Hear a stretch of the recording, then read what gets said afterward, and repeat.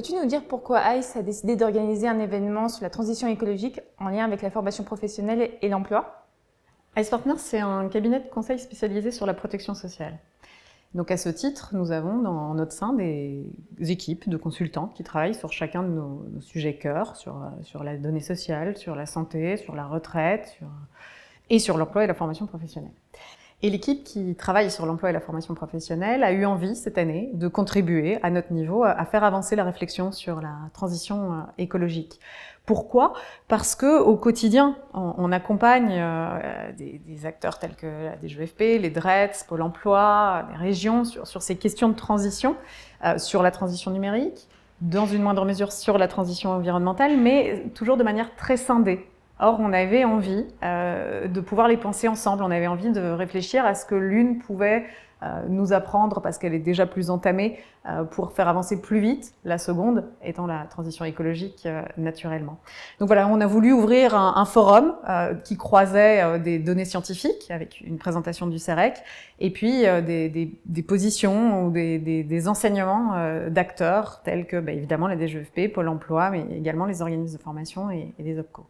Et donc Nathalie, que retiens-tu des débats de ce soir? Un fait qui m'a marquée, parce que c'était une question qu'on se posait, c'est cette unanimité des intervenants sur le rôle d'impulsion que doit prendre l'État. Un État en accompagnement, un État en appui à l'orientation, un État même en soutien au financement dans une certaine mesure, mais surtout pas un État dans la contrainte. Et donc ça, j'ai trouvé cette unanimité intéressante parce qu'elle finalement, elle se rattache à la dimension éminemment sociétale de la transition écologique telle que nous l'a présenté le CEREC, qui nous dit finalement que la transition écologique, c'est vraiment la responsabilité de chacun d'entre nous. Ça doit se travailler non pas en venant du dessus avec des impositions de la norme, mais bien dans l'implication de chacun dans l'ensemble de cette fameuse chaîne de valeur qui a été longuement décrite au cours des débats, qui part des salariés, qui passe ensuite à l'entreprise, au territoire, pour aboutir in fine sur des acteurs tels que l'État ou les institutions européennes d'ailleurs.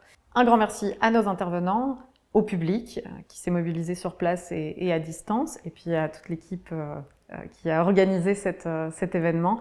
Et puis maintenant, j'ai envie de dire, faisons!